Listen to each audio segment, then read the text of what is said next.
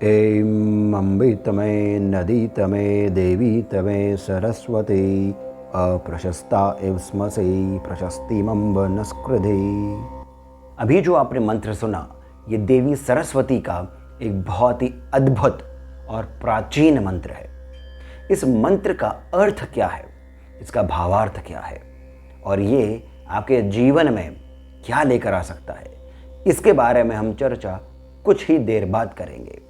परंतु ये भी जानना आवश्यक है कि देवी सरस्वती का ये जो मंत्र है, ये इतना प्रयोग में क्यों नहीं आता है।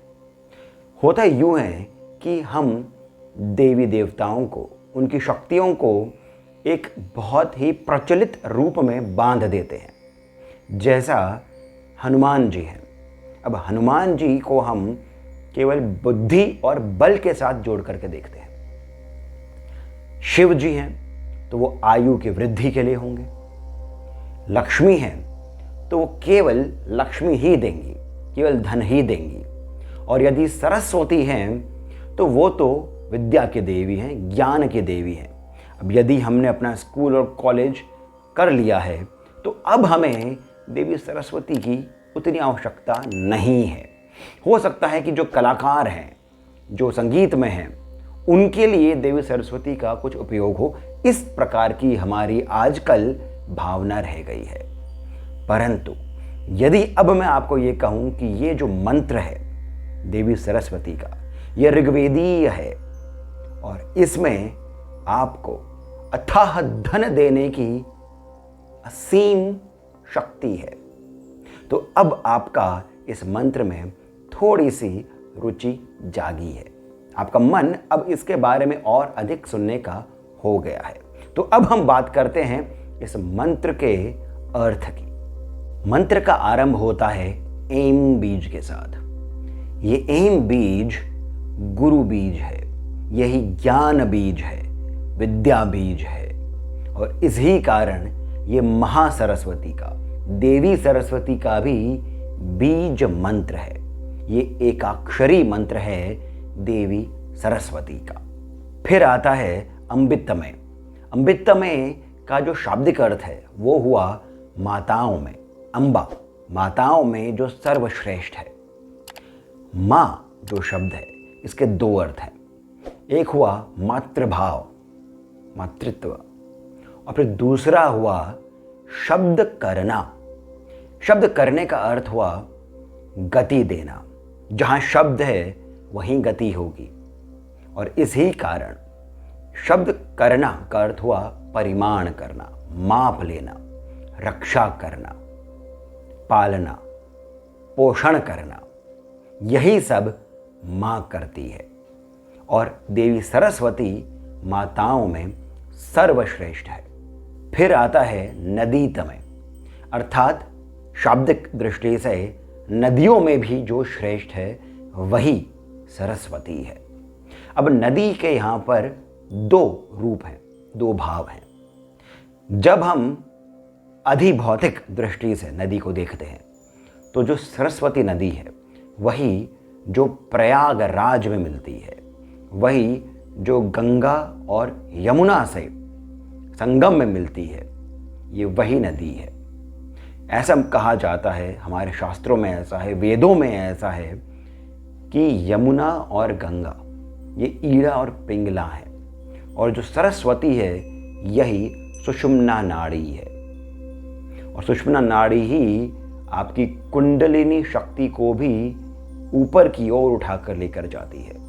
कुंडलिनी शक्ति सुषुम्ना नाड़ी के ही भीतर होकर के ऊपर की ओर उठती है और वही सरस्वती की शक्ति से होता है, क्योंकि नदी का जो दूसरा अर्थ है उसमें नद जो धातु है जिससे नदी बना है, उस नद का अर्थ भी शब्द करना हुआ। अब यहाँ पर हम थोड़ा समझते हैं कि शब्द करना, इसका अर्थ क्या हो सकता है। और शब्द करना का अर्थ हुआ गति देना, स्पंदन। स्पंदन जो होता है यही सृष्टि की रचना करता है। अब तो मॉडर्न साइंस भी इस बात को मानने लग गया है कि जो संपूर्ण ब्रह्मांड जो दिख रहा है, या जो नहीं भी दिख रहा है, ये सभी केवल वाइब्रेशन से, शब्दों के स्पंदन से ही विकसित हुआ है। यही शब्द हमारे भीतर भी परा, पश्यन्ति, मध्यमा और वैखरी के माध्यम से गतिमान है, और जिस शक्ति से ये गतिमान है वही सरस्वती है। देवीतमय, देवीतमय का अर्थ हुआ देवियों में भी तुम सर्वश्रेष्ठ हो। देव का अर्थ होता है ज्योति, देवी का भी यही अर्थ होता है ज्योति, प्रकाशमय, उदीयमान, अर्थात वो जो हमारे भीतर ज्ञान का प्रकाश कर दे, वही देवी सरस्वती है। अगला जो शब्द है वो है सरस्वती। सरस्वती बनता है श्री धातु के साथ। श्री का अर्थ वेदों में है जिसकी गति है, जो स्वयं गति है, वही सरस्वती है। और वती जो है, वती का अर्थ हुआ जो धारण करके रखता है, अर्थात वही जो गति को धारण करके रखती है वही सरस्वती है। इंग्लिश में कहा जाता है ether at rest is darkness and ether in motion is light, अर्थात जो गतिशील है, जो गतिमान है, उसी में प्राण है, उसी में प्रकाश है, उसी में ज्ञान है, उसी में विद्या है, उसी में शक्ति है, और यही जो गति है यही मां सरस्वती है। अब आता है अप्रशस्ता एव स्मसि प्रशस्तिमंब नस्कृधि। अप्रशस्ता अर्थात धन की कमी, प्रसारण, गति, उसकी कमी। हम धन की कमी के कारण, धन के अभाव में हम संकुचित हो गए हैं। हे देवी सरस्वती, हमारे इस अभाव को आप हटाएं, हमें धन से परिपूर्ण करें। ये इसका शाब्दिक अर्थ हो गया। अब यहाँ पर हम समझते हैं कि धन क्या होता है। धन से हम आम तौर पर समझते हैं रुपया, पैसा, गाड़ी, बंगला, यही सब संपत्ति, परंतु केवल यही धन नहीं है। ये है, पर केवल यही नहीं है। ज्ञान धन, विद्या धन, स्त्री धन, संतान धन, और भी जितने भी धन हैं, ये सभी हमारे जीवन में आए, ऐसा हम इस मंत्र के माध्यम से देवी सरस्वती से प्रार्थना कर रहे हैं। धन के अभाव में ही तो हम संकीर्ण हो जाते हैं, संकुचित हो जाते हैं। जब ज्ञान नहीं होता है, जब विद्या नहीं होती है, तब हमारी वृद्धि नहीं होती है। और यहीं पर ही आप यदि ये सोच रहे होंगे कि धन का और देवी सरस्वती का संबंध किस प्रकार हुआ, तो बात ये आती है कि देवी सरस्वती वाक शक्ति है। वाणी से ही जब सृष्टि का सृजन हो सकता है, तो फिर ये तो बहुत ही नगण्य सी बात है। रुपया, पैसा, आपकी वाक शक्ति सिद्ध हो जाएगी, यानी आप जो कहेंगे वही आपके सामने घटित होता हुआ दिखेगा आपको। तो समझिए इसमें कितनी शक्ति है। यही शक्ति, ये शक्ति ही देवी सरस्वती की शक्ति है। इस मंत्र से हम देवी सरस्वती से ये प्रार्थना कर रहे हैं कि हे देवी, हमारे जीवन में आपका प्रसारण हो। हे देवी, आपके प्रसारण के कारण ही हमारे जीवन में गति आए। जितनी भी रुकावटें हैं, जितनी भी बाधाएं हैं, वो सभी बाधाएं हट जाएं और हमें धन जितने भी प्रकार का होता है वो प्राप्त हो। अब यहाँ पर ये देखते हैं कि ये जो मंत्र है ये कहाँ से आया है। ये सरस्वती रहस्योपनिषद से आया है, जो कि ऋग्वेदीय है। कथा छोटी सी कुछ इस प्रकार है कि भगवान अश्वलायन, अब ये कौन है, ये आपने शायद पहली बार सुना होगा। अश्वलायन ऋषि विश्वामित्र के एक पुत्र थे। इन्हें भगवान भी कहा जाता है। इनके पास एक बार कई ऋषि आए और उन्होंने इनसे प्रार्थना करी कि हे भगवान, आप में इतनी अद्भुत सिद्धियां हैं, कृपया हमें बताएं कि आपको ये सिद्धियां कैसे प्राप्त हुई। तब भगवान अश्वलायन ने उन्हें बताया कि उन्होंने देवी सरस्वती की आराधना करी और देवी सरस्वती की आराधना करने के कारण ही उन्हें सब प्रकार की सिद्धियां प्राप्त हो पाई। ये शक्ति है देवी सरस्वती की। और देवी सरस्वती का जो ये सरस्वती रहस्योपनिषद है, इसी में ही सरस्वती 10 श्लोकी भी है। सरस्वती 10 श्लोकी।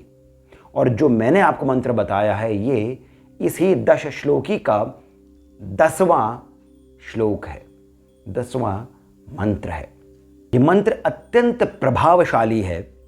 देवी के लिए शुक्रवार और रविवार निर्धारित करे गए हैं कि यदि आप देवी के मंत्रों का जाप करना चाहते हैं, इनकी साधना करना चाहते हैं, तो शुक्रवार और रविवार यानी फ्राइडे और संडे ये बहुत ही शुभ दिन माने गए हैं देवी की आराधना के लिए। परंतु देवी सरस्वती की आराधना के लिए इन दोनों दिवसों के साथ साथ बसंत पंचमी का दिन भी अत्यंत शुभ होता है।